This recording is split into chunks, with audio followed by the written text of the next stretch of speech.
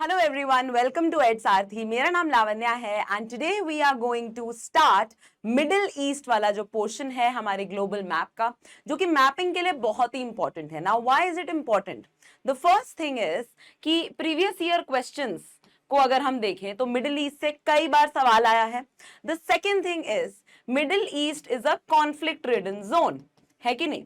और conflict ridden zone में UPSC को हमेशा से बहुत ही इंटरेस्ट रहा है, because it is also about what countries from this entire area support India, which are the countries which are not in support of India। तो Indian foreign policy के sense से भी ये लोकेशंस के बारे में आपको ब्रॉडली जानना बहुत जरूरी है। So will be covering this in 2 parts, so let's start that. ये हमारा इंडेक्स है, धीरे धीरे करके हम देख ही लेंगे क्या क्या कवर करने वाले हैं। और ये जो पीडीएफ है इस पर्टिकुलर सेशन की और आगे आने वाले सेशंस की और जो पीछे हो चुके हैं उन सेशंस की भी, you will be getting it on our portal. ठीक है, चलो अब पहले देखो कि एरिया क्या है। What is the middle east exactly? पहली बात तो ये मिडिल ईस्ट टर्म कहां से आया? देखो, मिडिल ईस्ट की अगर मैं बात करूं तो ये एक वेस्टर्न कॉन्सेप्ट है। अगर मैं ग्लोबल मैप को इस तरीके से डिवाइड करूं, है ना, तो ये वेस्ट है जहां पे नॉर्थ अमेरिका हो गया और आपका यूरोप हो गया, वेस्टर्न यूरोप हो गया। और वेस्ट के हिसाब से ये ईस्ट है जहां पे चाइना है, इंडिया है, south east Asian countries, Indonesia वगैरह है। ये जो मिडिल ईस्ट का पार्ट है ना, ये कहीं बीच में पड़ता है और इसीलिए वेस्ट ने इसका नाम रखा है मिडिल ईस्ट। ईस्ट के भी वेस्टर्न साइड पे आता है। अगर हम प्योरली एक ज्योग्राफिकल पॉइंट ऑफ व्यू से देखें तो इस एरिया को हमें बोलना चाहिए वेस्ट एशिया। क्यों? क्योंकि एशिया जो हमारा कॉन्टिनेंट है उसके वेस्टर्न साइड पे ये एरिया आता है।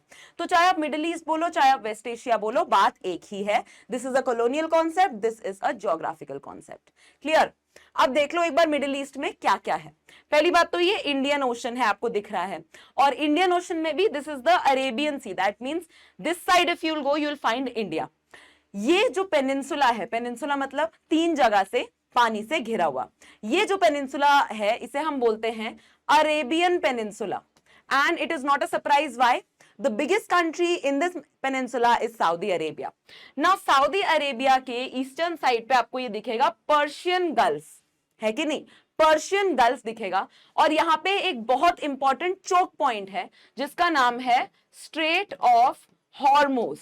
स्ट्रेट ऑफ हॉर्मोज कि यहां से मेडिटेरेनियन से जो भी ट्रेड आता है इतना लैंड रूट कवर करके फिर पर्शियन गल्फ से इस चोक पॉइंट से होकर जाता है। एंड दैट्स व्हाई इसको अगर कोई ब्लॉक करेगा तो बहुत मेजर नुकसान होगा मिडिल ईस्टर्न पार्ट को भी और इवन इंडिया को भी, क्योंकि मेडिटेरेनियन का जो ट्रेड है वो यहां से होकर आता है। नाउ पर्शियन गल्फ के ईस्टर्न साइड पे ईरान है और ईरान और सऊदी अरेबिया कट्टर दुश्मन है आपस में, ये आपको पता है। क्यों? Saudi Arabia is the leader of the Sunni Muslim countries and Iran is the leader of the Shia Muslim countries. You all know that. Iran बहुत ज्यादा न्यूज में भी रहा है। क्यों? क्योंकि हिजाब इशू, है ना, हिजाब इशू की वजह से। Now for India both Saudi Arabia and Iran are friendly countries. ठीक है, तो इंडिया की डिप्लोमेसी की भी तारीफ करनी पड़ेगी यहाँ पे कि किस तरीके से 2 राइवल कंट्रीज के साथ भी बहुत अच्छे रिलेशंस बनाए हुए हैं। और क्या कंट्रीज हैं? सऊदी अरेबिया के साउथ में जाओगे तो there will be Yemen on the south west and Oman on the south east. Persian Gulf से जो बॉडी निकलकर आती है जो अरेबियन सी का हिस्सा है, धीरे धीरे समझो, पूरा करेंगे अभी। ये गल्फ ऑफ ओमान है ना, और यहां पर जो बॉडी आपको दिख रही है ये रेड सी है। तो मोटी मोटी बात ये है कि एशियन कॉन्टिनेंट को, स्पेसिफिकली अरेबियन पेनिनसुला को अफ्रीका से अलग करने वाला जो एक स्ट्रेट है, जो एक सी है, उसे हम रेड सी बोलते हैं। क्लियर हो गई बात? और कौन सी कंट्रीज हैं अरेबियन पेनिनसुला में? कौन सी कंट्रीज है पहले ये देख लेते हैं। यहां पर यूएई है जिसका कैपिटल है आबू धाबी।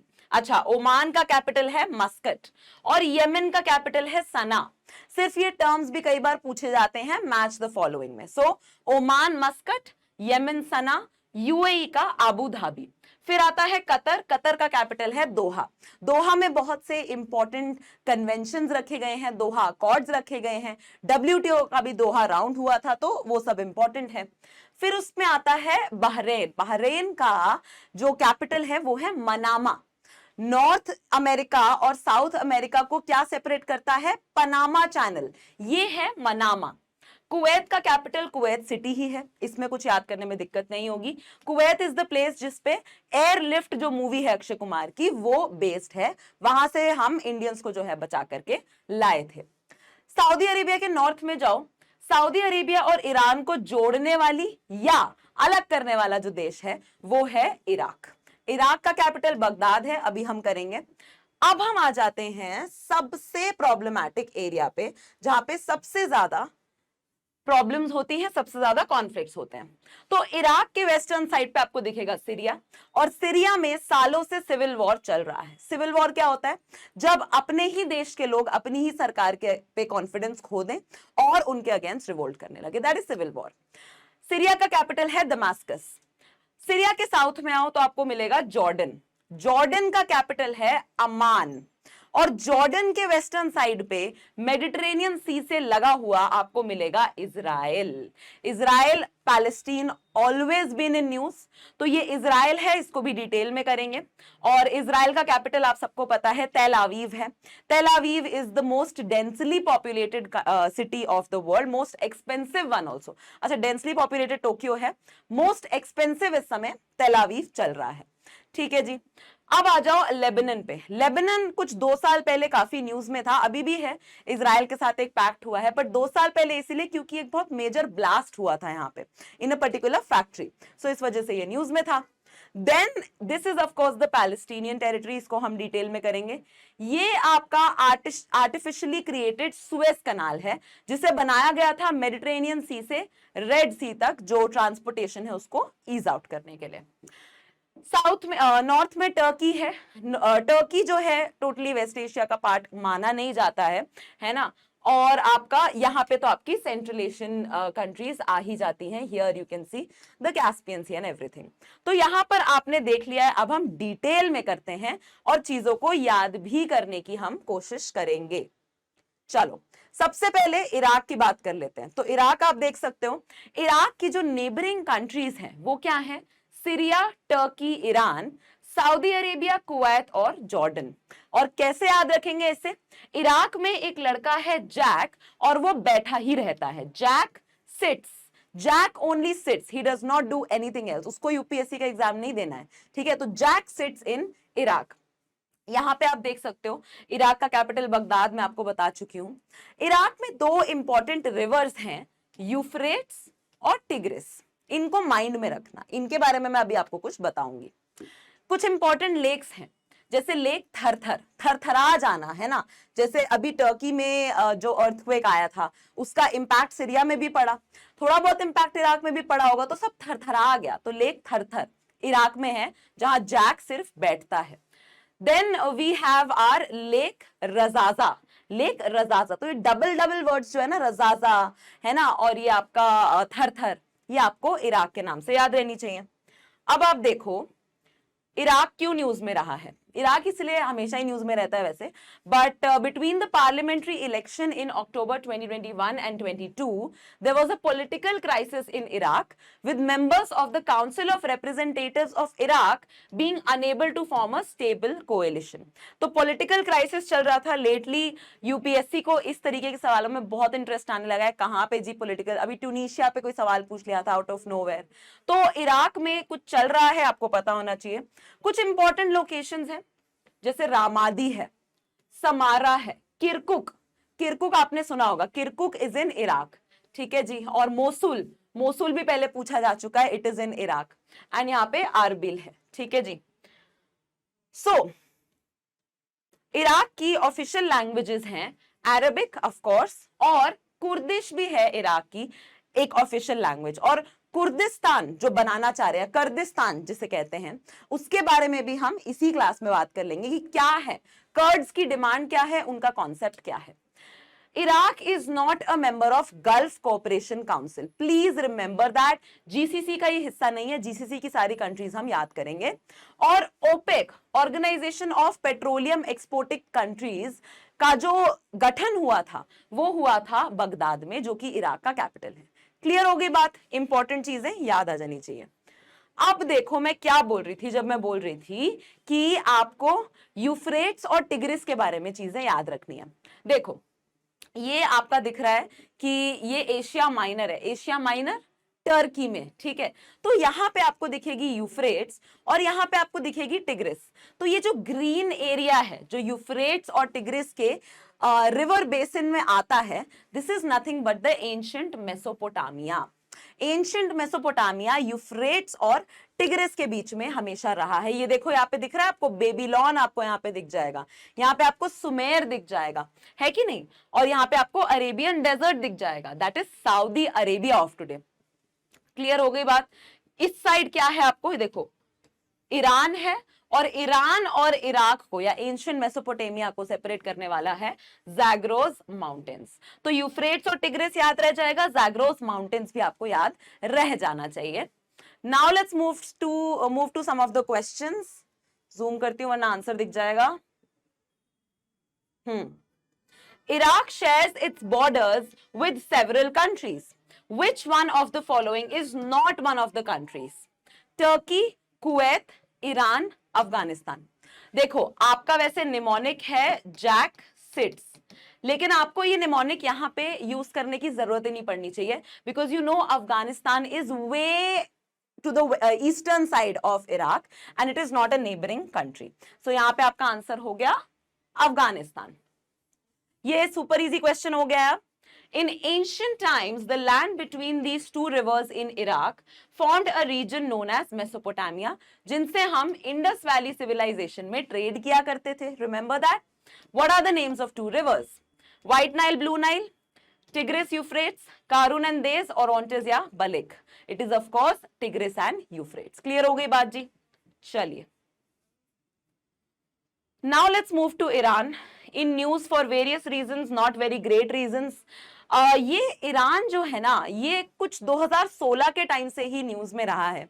जब डोनाल्ड ट्रंप यूएसए के प्रेसिडेंट बने, he was a rigid Iran hater and that is why बहुत सी चीजें जैसे JCPOA है, joint comprehensive plan of action, उससे विड्रॉ कर लिया है ना ईरान को। Of course Iran is one of the adversaries of USA under CAATSA, countering America's adversaries through sanctions act. तो बहुत सारी चीजें हैं। ईरान आप यहां पे देख सकते हो, ईरान का कैपिटल है तेहरान। Tehran is important. उसके अलावा अगर मैं लोकेशंस की बात करूं, not very important, but Iran के सदर्न साइड पे यहाँ पे पर्शियन गल्फ है, दिस यू कैन क्लियरली सी। ये जाहेदान इंपॉर्टेंट है। जाहेदान क्यों इंपॉर्टेंट है? बिकॉज ईरान में हमें पता है कि हम एक पोर्ट बना रहे हैं, मतलब it is there Chabahar port. तो बंदर अब्बास पोर्ट जो ऑलरेडी एग्जिस्ट कर रहा है, उसकी थोड़ा ईस्टर्न साइड पे है छाबहार पोर्ट। और छाबहार पोर्ट भारत के लिए बहुत ज्यादा इंपॉर्टेंट इसीलिए है ताकि हम पाकिस्तान को बाईपास कर सकें सेंट्रल एशियन ट्रेड में, या इवन अगर टर्की से भी ट्रेड करना है तो पाकिस्तान की जरूरत नहीं पड़नी चाहिए, या फिर अफगानिस्तान से ट्रेड करना है, पाकिस्तान की कोई हेल्प की जरूरत नहीं पड़नी चाहिए। We have our port over here, ठीक है। और यहां पे देखो जो हमारा पोर्ट है, ये कहीं ना कहीं स्ट्रेट ऑफ हॉर्मुज से भी थोड़ा ईस्टर्न साइड पे है, जिस वजह से स्ट्रेट ऑफ हॉर्मुज पे भी डिपेंडेंसी नहीं है। अब यहां पे देखो नेबरिंग कंट्रीज, ईरान की नेबरिंग कंट्रीज बहुत इंपॉर्टेंट है, और ईरान की ऑलमोस्ट सारी ही नेबरिंग कंट्रीज हैं। तो यहां पे मैंने कोई निमोनिक नहीं बनाया, but let's just see. Azerbaijan, Armenia, तो ए 2 बार है। तुर्कमेनिस्तान, ये एक सेंट्रल एशियन कंट्री है, और अफगानिस्तान, ये भी सेंट्रल एशियन। पाकिस्तान हमें हमेशा याद ही रहेगा कि ईरान को बॉर्डर करता है। टर्की एंड इराक, ठीक है। इसका मैंने कोई निमोनिक नहीं बनाया है, बट आपको मैं कैसे याद कराना चाहती हूं, यहां पे देखो, ये जो 3 कंट्रीज हैं और ये जो कंट्री है, ये थोड़ा सा सेंट्रल एशियन रीजन में आती हैं। अजरबैजान, आर्मेनिया, तुर्कमेनिस्तान, अफगानिस्तान, और उसके अलावा पाकिस्तान, टर्की और इराक हमें याद रखना है। इसका देखो, इतने निमोनिक्स बनाऊंगी तो एक टाइम पे निमोनिक्स में कंफ्यूज हो जाओगे। तो Iran is a very central location. आपको उसके नॉर्दर्न साइड पे मिलेगा Caspian Sea. So Caspian C is on the north, Persian Gulf is on the south, and Gulf of Oman is over here again towards the south of Iran. Clear हो गई? और भी चीजें देखेंगे अभी। Now news में बहुत चीजों की वजह से रहा है। Started transfer of Russian goods to India by using International North South Transit Corridor. तो ये बहुत इंपॉर्टेंट बात हो गई है कि बेसिकली यूएसए का जो डर है चाहे वो इंडिया के मन में हो चाहे वो ईरान के मन में हो, वो खत्म होता जा रहा है, क्योंकि रशिया भी यूएसए का एडवर्सरी है, ईरान भी यूएसए का एडवर्सरी है, इंडिया नहीं है, but still India is receiving end trading goods with Iran. India observed the Chabahar Day, where India and Iran reviewed the progress of Chabahar Port and the International North-South Transport Corridor Transcontinental Trade Route. ठीक है, तो ये भी important है. India खुल्लम खुल्ला बोल रहा है कि हम ईरान के दोस्त हैं, हम रहेंगे ईरान के साथ. ऑल्दो हिजाब इशू पे वी डोंट सपोर्ट, है ना, वो विमेन राइट्स का इशू है जिसके अगेंस्ट हम हमेशा खड़े होंगे, but then at the same time Russia is also engaging in war. तो हम ऐसे जाके ऐसे स्पीकर पे नहीं बोल सकते कि नहीं रशिया तुम गलत कर रहे हो. We are not the mother country, है ना. We just have to be very diplomatic, क्योंकि ईरान से हमें अपना स्ट्रेटेजिक कंसर्न है, रशिया से हमें अपना स्ट्रेटेजिक कंसर्न है जो डिफेंस वाला कंसर्न है. तो वो सारी चीजें. छाबहार पोर्ट के बारे में देख लेते हैं, आगे भी पढ़ेंगे, एग्जैक्ट लोकेशन देखेंगे. It is located in Sistan and Baluchistan province in the southeastern part of Iran on the Gulf of Oman. तो छाबहार पोर्ट आपका, अगर छाबहार पोर्ट आपका मैच द फॉलोइंग में गल्फ ऑफ ओमान लिखा हो आगे तो वो गलत नहीं होगा, remember. And India, Afghanistan and Iran are a part of Chabahar agreement 2016. तो बेसिक पर्पस यही है कि अफगानिस्तान के साथ जो हमारा ट्रेड है उसमें हमें पाकिस्तान पर डिपेंडेंसी ना करनी पड़े. ठीक है जी, चलिए. ये मैंने आपको बता दिया, काटसा का एक एडवर्सरी है Iran along with Russia and north Korea. इसके अलावा क्या हुआ है, यूएन इकोसॉक ने एक रेजोल्यूशन पास किया to remove Iran from commission on status of women. तो हिजाब इशू आपको पता ही है क्या हुआ था, उसके चलते commission on status of women जिसे CSW कहते हैं, उससे ईरान को रिमूव करने का रेजोल्यूशन पास हो चुका है. इसके अलावा Iran was accepted as a permanent member of Shanghai cooperation organization. कहां पे, समरकंद डिक्लेरेशन में. समरकंद कहां है, उज्बेकिस्तान में. सेंट्रल एशिया भी करेंगे. और कैस्पियन समिट का ईरान हिस्सा है. Of course Caspian C is just to the north of Iran. Clear हो गई. अच्छा, यहां पे देख लो. Consider the following statements about Iran. Does not share a land border with Turkey, has coastlines along the Caspian Sea, Persian Gulf and Gulf of Oman. क्या लगता है क्या आंसर होगा? क्या टर्की के साथ ईरान बॉर्डर शेयर नहीं करता? ऑफ कोर्स बॉर्डर शेयर करता है. So first statement is wrong. Second one is pretty easy, so B is the answer. Iran doesn't border which country? Pakistan, Armenia, Georgia या फिर टर्की? अभी अभी हमने देखा, याद करने की कोशिश करो, कि 4 तो सेंट्रल एशियन कंट्रीज हैं, उसके अलावा अपना पाकिस्तान है, इराक है और अपना टर्की है. तो जॉर्जिया तो कहीं सिचुएशन में आया ही नहीं है. Georgia towards north western side है, काफी नॉर्थ वेस्टर्न की साइड पे है, यूरोप का हिस्सा है. तो इसीलिए this becomes wrong. Third is the answer. समझ में आ रहे हैं क्वेश्चन, समझ में आ रहे हैं? रैपिड रिविजन इज हैपनिंग और नॉट? ओके, ये न्यूज में रहा है what is the biggest lake located inside Iran. तो ये इसका आंसर मैं बता देती हूँ. एक तो Caspian C is not inside Iran, it's to the northern side. नमक या फिर जायदान रूद भी नहीं है, it is lake Urmia which is rapidly drying. सारी लेक्स का आजकल ये कहानी है, they are all rapidly drying and dying. So similar with lake Urmia as well. चलो, छाबहार पोर्ट अब देख लो, अच्छे से समझ लो. ये आपका छाबहार पोर्ट है. जैसे मैंने आपको बताया, it is not dependent on straight of Hormuz. तो क्या हो सकता है ना कि अफगानिस्तान से सीधा यहां पर आ सकता है जो भी सामान है अपना, और यहां पाकिस्तान में जस्ट यहां पे अपना नहीं, ग्वादर पोर्ट है. ठीक है, तो ये ग्वादर पोर्ट के प्रॉक्सिमिटी में होना छाबहार पोर्ट का हमें कहीं ना कहीं एक स्ट्रैटेजिक एडवांटेज भी देता है. देता है कि नहीं देता है? चलो, let's move on. Consider the following about Chabahar Port. It is located on the Gulf of Oman. Consists of 2 separate ports, namely Shahid Kalantari and Shahid Beheshti. It can help India to bypass Pakistan, transporting goods to Afghanistan. It will boost India's access to Iran and Central Asia. सिर्फ एक ही statement में doubt आया होगा अभी तक, that is the second statement. तो second statement मैं आपको बता देती हूँ, सही है. छाबाहार पोर्ट में दो हिस्से हैं, शाहिद कलंतारी और शाहिद बेहस्ती। ठीक है जी, ये याद रखना। तो यहाँ पे 1 2 3 4 चारों ही करेक्ट है। प्लीज डू नॉट अज्यूम कि बंदर अब्बास और छाबाहार सेम पोर्ट है। Bandar Abbas is to the western side of Chabahar, please remember that. Bandar Abbas पुराना पोर्ट है, छाबाहार नया बना है। अब आ जाओ सीरिया पे। Always in news due to the civil war, civil crisis, and recently in news why, क्योंकि US air strikes ने सीरिया को हिट किया था on the military controlled areas in Syria. So of course अगर लोग revolt करेंगे तो military जो है कंट्रोल करने की कोशिश करेगी लोगों को, और मिलिट्री रूल आएगा। तो यूएसए ने एयर स्ट्राइक्स की थी।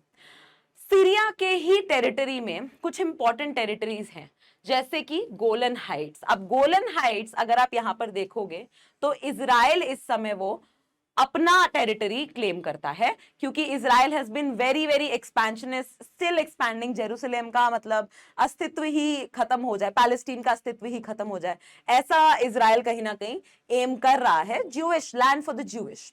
तो गोलन हाइट्स को 1981 में इजराइल ने अनेक्स कर लिया था।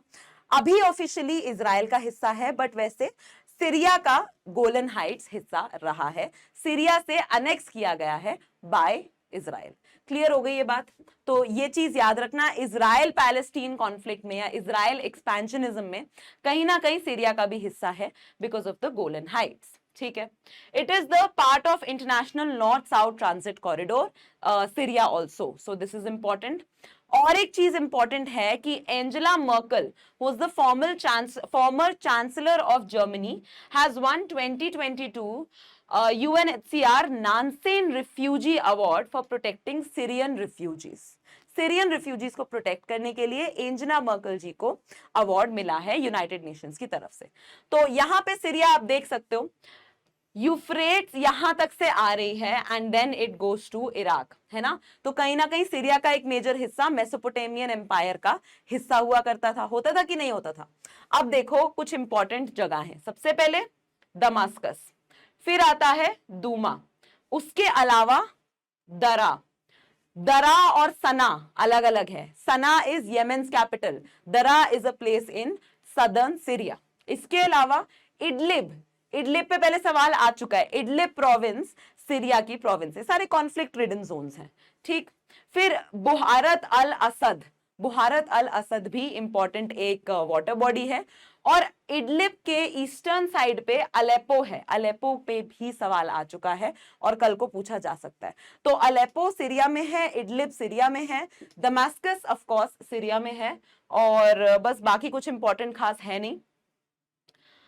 सीरिया के नेबरिंग कंट्रीज देख लो एक बार, ज्यादा नहीं है।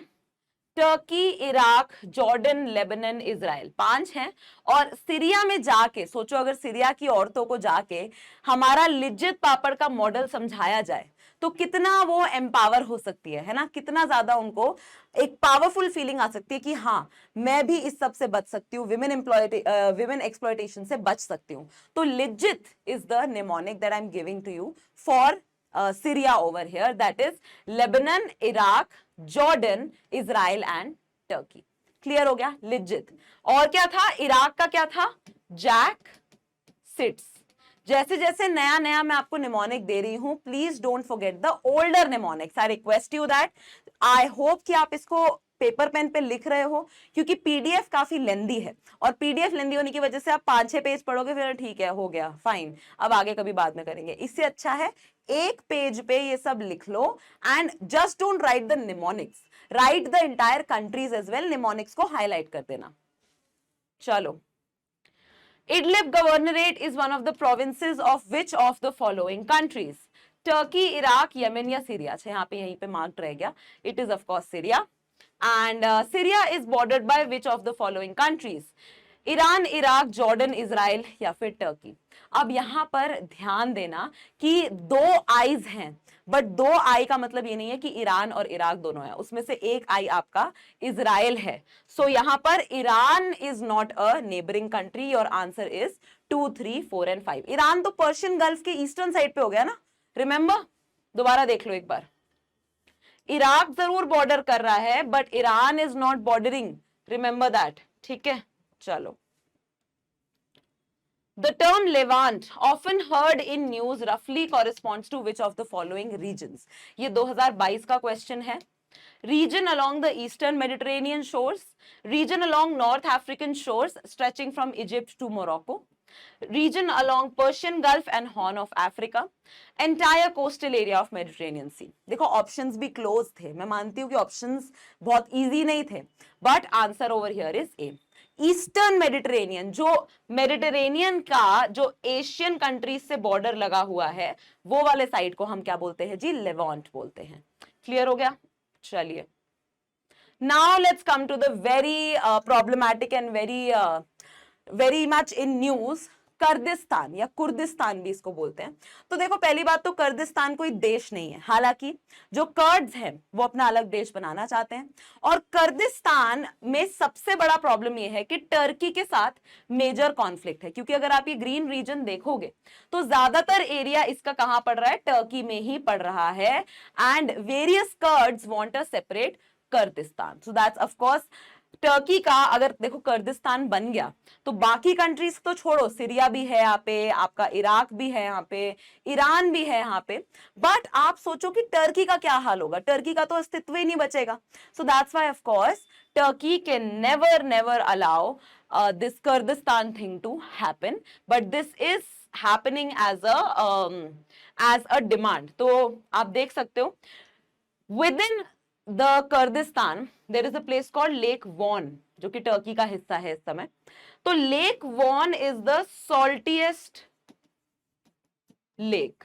अब सॉल्टियस लेक में ना दो चीजें हैं, एक तो है डेड सी. डेड सी हमें पता है सॉल्टियस वाटर बॉडी है. लेक वॉन की जो सैलिनिटी है, it actually matches that of the Dead Sea. कई लोग कहते हैं कि उससे ज्यादा भी है. तो लेक वॉन इज इंपॉर्टेंट. यहाँ पे आपको दिख रहा है लेक उर्मिया, जो हम बात कर चुके हैं कि वो ईरान में है ही है. तो अब इसके क्वेश्चन पे आ जाते हैं कुर्दिस्तान के. Kurds are an ethnic group found in which of the following countries? Syria, Iraq, Iran, Turkey. क्या लगता है? चारों ही ऑप्शन सही हैं यहाँ पे. चारों में ही कुछ कर्ड्स जो हैं वो अलग अपना देश बनाना चाह रहे हैं. क्लियर हो गई ये बात? अब पैलेस्टीन पर आ जाते हैं. जो Israel Palestinian conflict, very important in our international relations, in our world history and of course for India strategic concerns as well. क्योंकि इजराइल के साथ देखो प्रॉब्लम क्या है ना, Israel is a very developed country. It has already become very developed. So many technologies it has developed. We have started importing defense equipments from them. Desalinization उन्होंने इतने बढ़िया से करना शुरू कर दिया because they don't have access to fresh water. So Israel के साथ हमारे strategic concerns हैं, बिल्कुल हैं. पैलेस्टीन के साथ हिस्टोरिकली क्या रहा है हमारा पॉइंट ऑफ व्यू कि पैलेस्टीनियन टेरिटरी को जो इजराइल ने लिया है, we are not in support of that, है ना. और पैलेस्टीन इसलिए भी इंपॉर्टेंट हो जाता है because it is of course the Muslim heartland, है ना.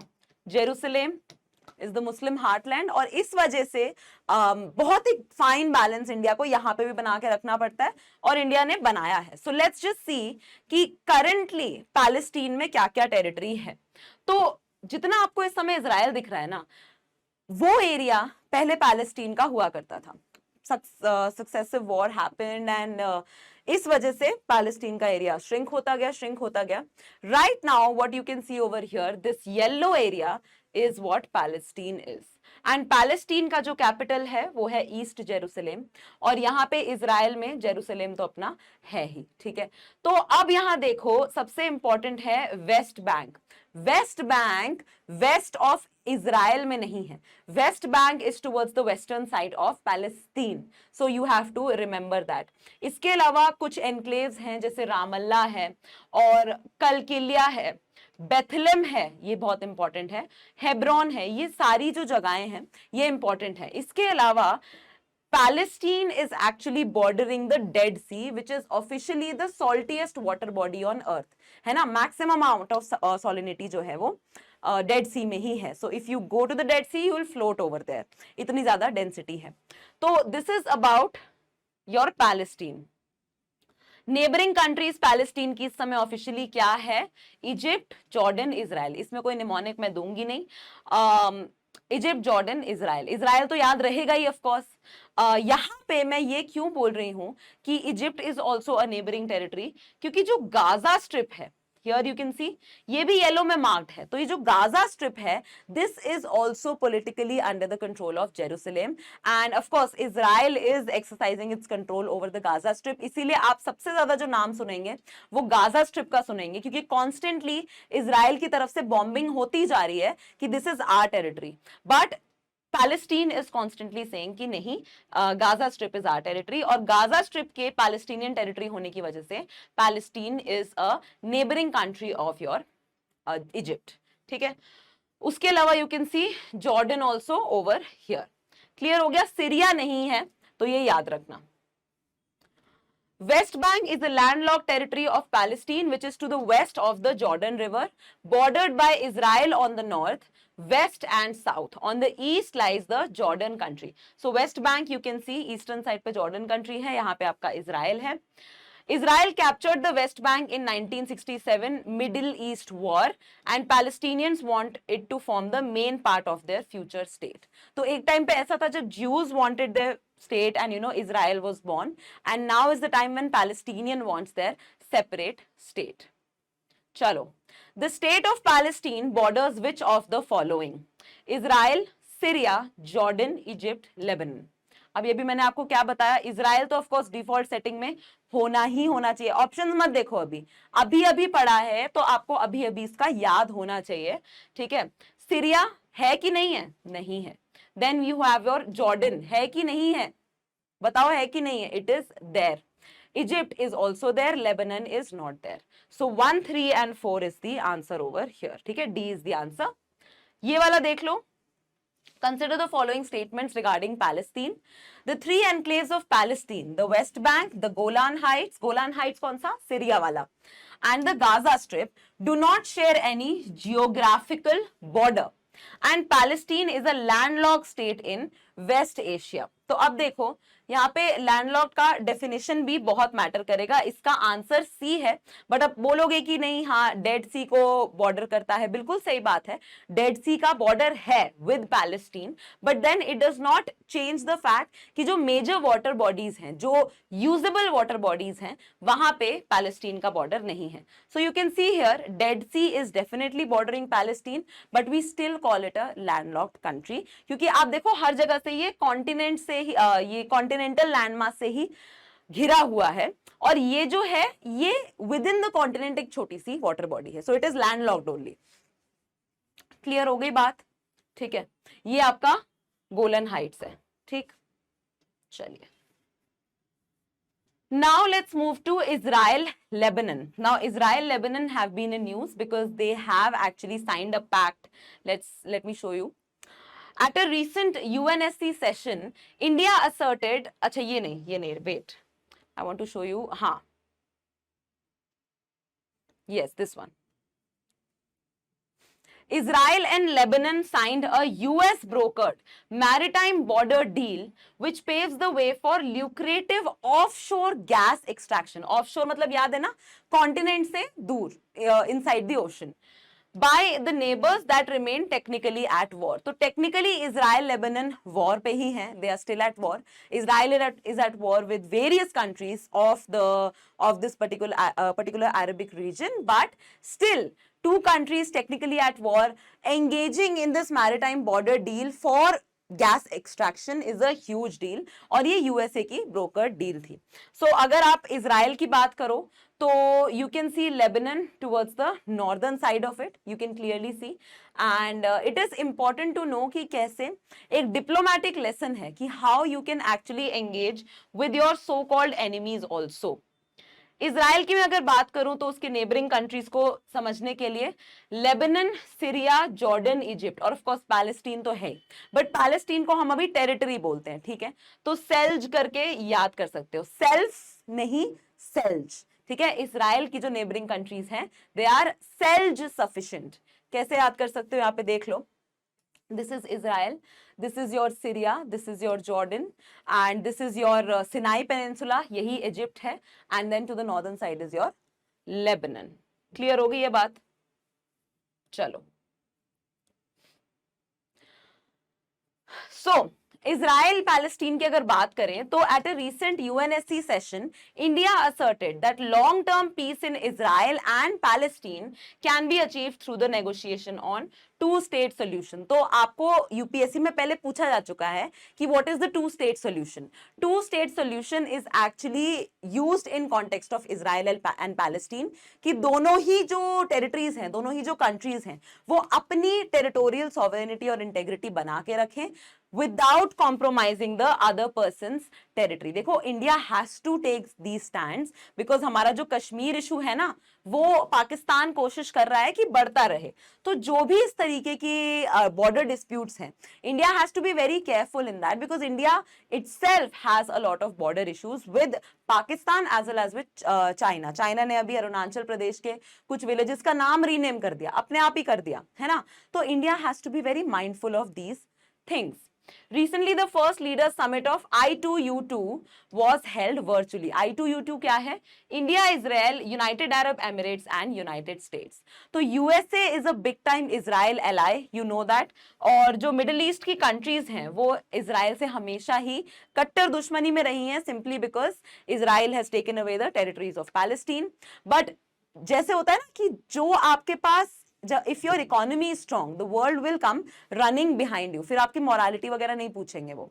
तो इजराइल के केस में यही हुआ कि it developed so fast that now all the countries of West Asia want to have association with it and India is also a crucial part of it। So India, Israel, UAE and USA have formed this I2U2 form of summit है, informal summit है फिलहाल, तो leaders summit है जिससे कि इनकी जो tensions हैं वो कम की जा सके। So that's actually a good step.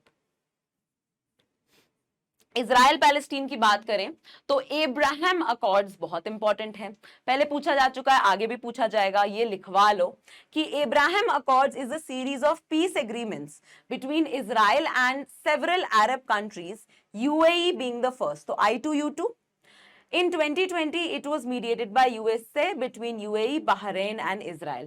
तो इब्राहिम अकॉर्ड्स का पर्पस यही है कि जो इजराइल के अगेंस्ट हॉस्टिलिटी चल रही है ना, वो कम की जा सके, because now there is no doubt that Israel is a country and Israel has its own territories and there is no point actually keeping this area in at war. With reference to Israel and Lebanon agreement, consider the following statements। It resolves the territorial disputes in the eastern Mediterranean Sea in an area that Lebanon wants to explore for natural gas।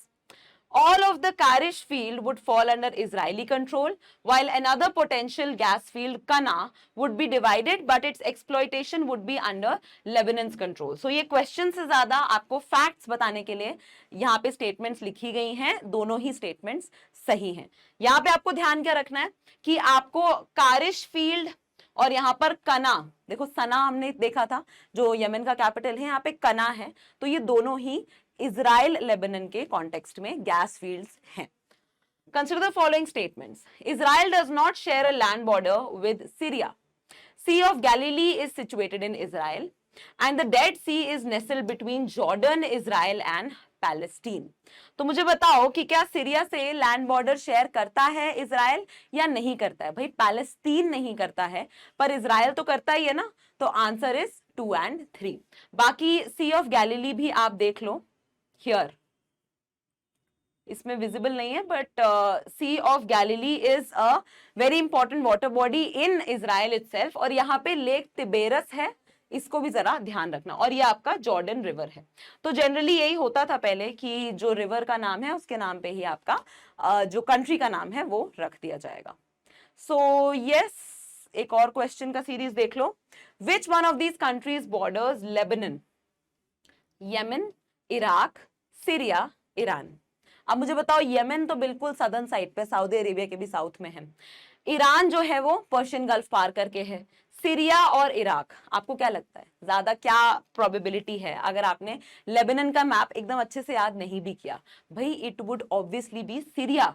Syria होगा कि नहीं होगा, है ना। Iraq तो further towards south western side चला जाता है। What sea borders Lebanon? Black sea, Mediterranean sea, red sea या फिर white sea? So answer is very easily Mediterranean sea. Clear हो गई बात? So we are actually done with the first part of Middle Eastern territory. Middle Eastern, West Asian, जो भी आप बोलना चाहो, it's up to you.